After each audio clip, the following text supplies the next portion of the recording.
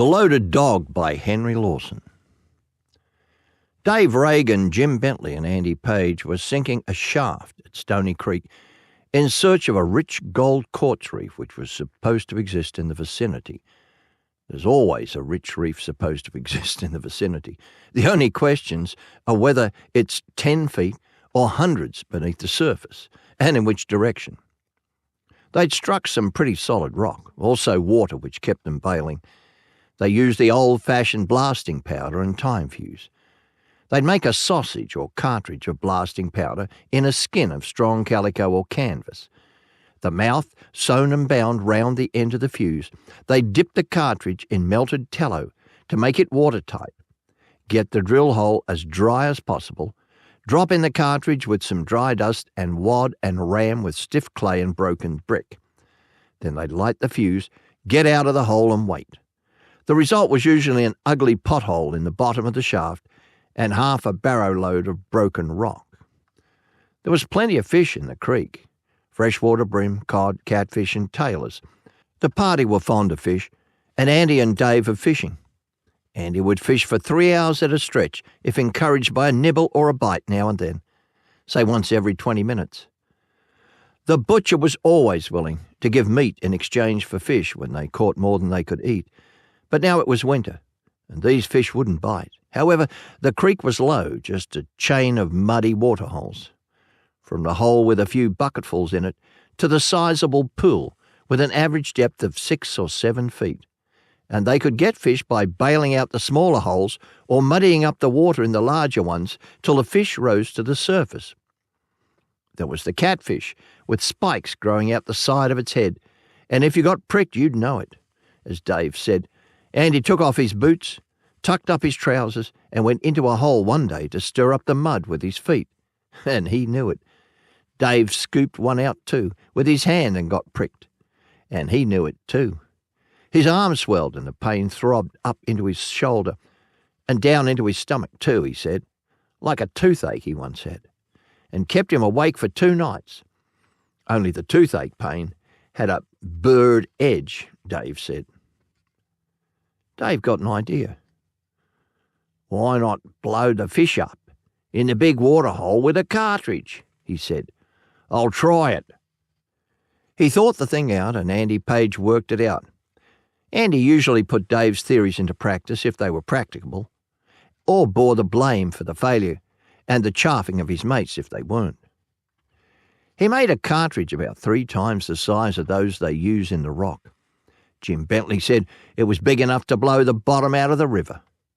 The inner skin was of stout calico, and he stuck the end of a 6-foot piece of fuse well down into the powder and bound the mouth of the bag firmly, tied it with a whipcord.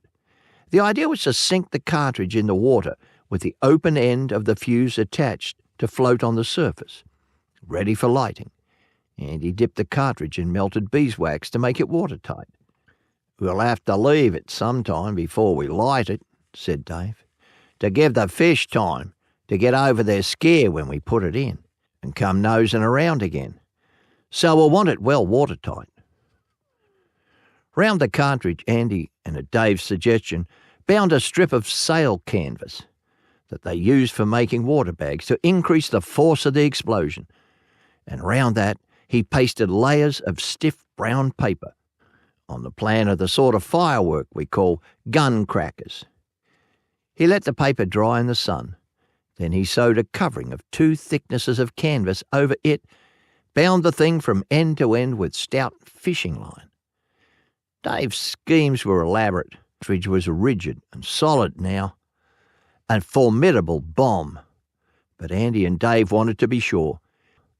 Andy sewed on another layer of canvas, dipping the cartridge in melted tallow, twisted a length of fencing wire around it as an afterthought, dipped it in tallow again, and stood it carefully against the tent peg, where he'd know where to find it, and wound the fuse loosely round it.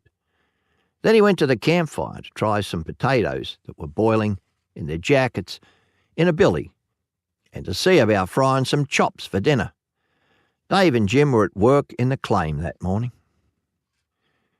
They had a big black dog, or retriever, rather overgrown pup, a big foolish 4-footed mate who was always slobbering around them and lashing their legs with his heavy tail that swung around like a stock whip. Most of his head was usually a red, idiotic, slobbering grin of appreciation of his own silliness. He seemed to take life, the world, his two-legged mates, and his own instinct as a huge joke. He'd retrieve anything. He carted back most of the camp rubbish that Andy threw away. They had a cat that died in hot weather, and Andy threw it a good distance away in the scrub. And early one morning, the dog found the cat, after it had been dead a week or so, carried it back to camp, and laid it just inside the tent flaps, where it could best make its presence known when the mates should rise and begin to sniff suspiciously in the sticky, smothering atmosphere of the summer sunrise. He used to retrieve them when he went swimming. He'd jump in after them, take their hands in his mouth, and try to swim out with them, scratch their naked bodies with his paws. They loved him for his good-heartedness and his foolishness, but when they wished to enjoy a swim, they had to tie him up in camp.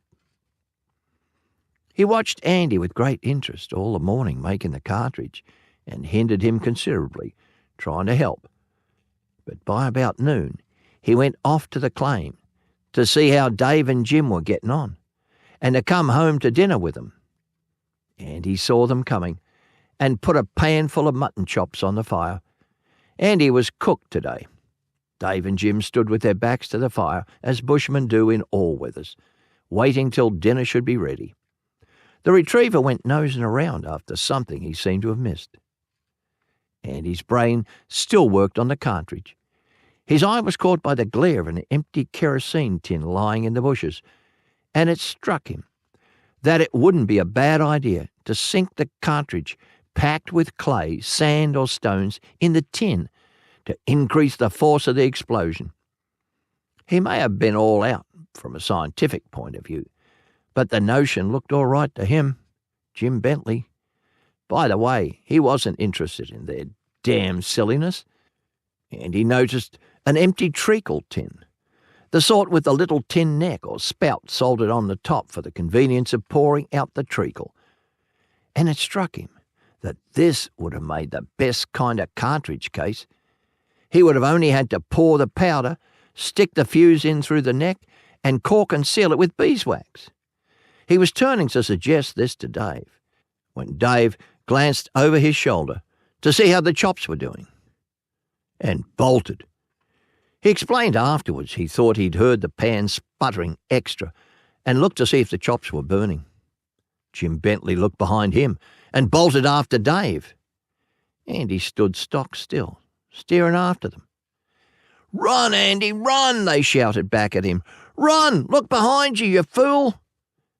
Andy turned slowly and looked, and there, close behind him, was the retriever with the cartridge in his mouth, wedged into his broadest and silliest grin. And that wasn't all. The dog had come round the fire to Andy, and the loose end of the fuse had trailed and waggled over the burning sticks into the blaze. Andy had slit and nicked the firing end of the fuse well, and now it was hissing and spitting properly. Andy's legs started with a jolt. His legs started before his brain did, and he made it after Dave and Jim, and the dog followed Andy. Dave and Jim were good runners, Jim the best for a short distance. Andy was slow and heavy, but he had the strength and wind, and could last. The dog leapt and capered round him, delighted as a dog could be to find his mates, as he thought, in for a frolic. Dave and Jim kept shouting back, "Don't follow us, you coloured fool!" But Andy kept on, no matter how they dodged. They could never explain, any more than the dog, why they followed each other, but so they ran. Dave keeping in Jim's tracks in all his turnings, Andy after Dave, and the dog circling around Andy, the live fuse swishing in all directions, and hissing and spluttering and stinking. Jim yelling to Dave not to follow him, Dave shouting to Andy to go in another direction, "Spread out!"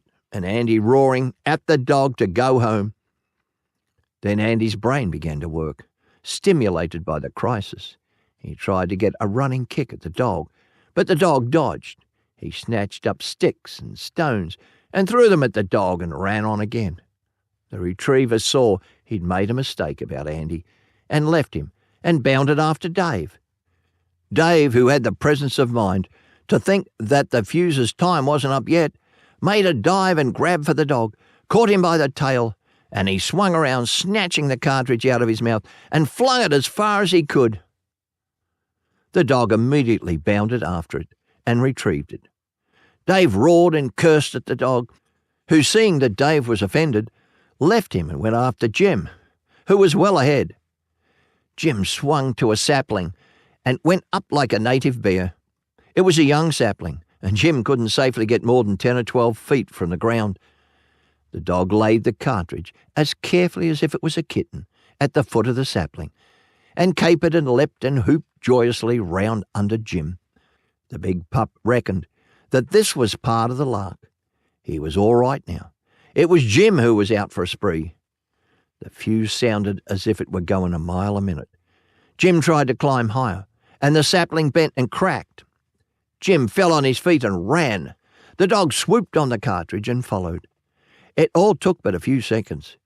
Jim ran to a digger's hole about 10 feet deep, dropped down into it, landing on the soft mud, and he was safe.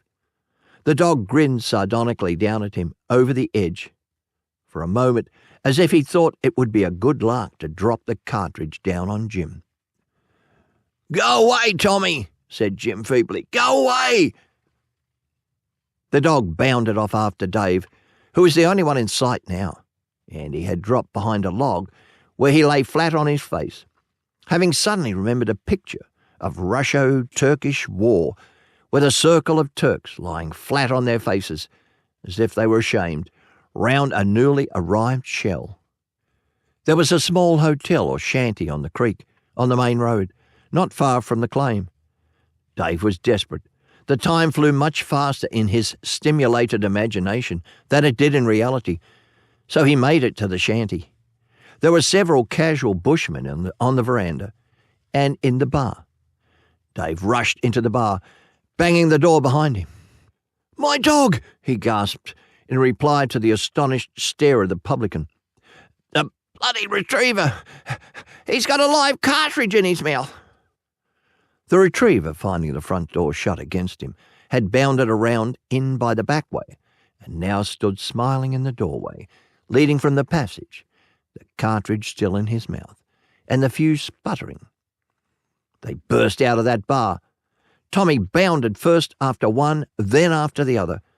For being a young dog, he tried to make friends with everyone. The bushmen ran round corners. Some shut themselves in the stable. There was a new weatherboard and corrugated iron kitchen and wash house on piles in the backyard, with some women washing clothes inside. Dave and the publican bundled in there and shut the door. The publican cursed Dave for calling him a crimson fool, then in hurried tones, and wanted to know what the hell he came here for. The retriever went under the kitchen, amongst the piles, but luckily for those inside, there was a vicious yellow mongrel cattle dog, sulking and nursing his nastiness under there. A sneaky, fighting, thieving canine, whom neighbours had tried for years to shoot or poison. Tommy saw his danger. He had experience from this dog, and started out and across the yard, still sticking to the cartridge. Halfway across the yard, the yellow dog caught him and nipped him. Tommy dropped the cartridge, gave one terrified yell, and took off into the bush. The yellow dog followed him to the fence, then ran back to see what he'd dropped. Nearly a dozen other dogs came from all round the corners and under the buildings, spidery, thievish, cold-blooded kangaroo dogs, mongrel sheep and cattle dogs, vicious black and yellow dogs, that slip after you in the dark, nip your heels, and vanish without explaining, and yapping, yelping small fry.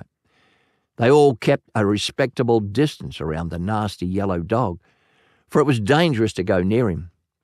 When they thought he'd found something which might be good for a dog to eat, he sniffed at the cartridge twice, and he was just taking a third cautious sniff when... It was a very good blasting powder, a new brand that Dave had recently got up from Sydney, and the cartridge had been excellently well made. Andy was very patient and painstaking in all he did, and nearly as handy as the average sailor with needles, twine, canvas, and rope. Bushmen say that the kitchen jumped off its piles and on again. When the smoke and dust cleared away, the remains of the nasty yellow dog were lying against the paling fence of the yard, looking as if he'd been knocked into a fire by a horse and afterwards rolled in the dust inside a barrow, and finally thrown against the fence from a distance.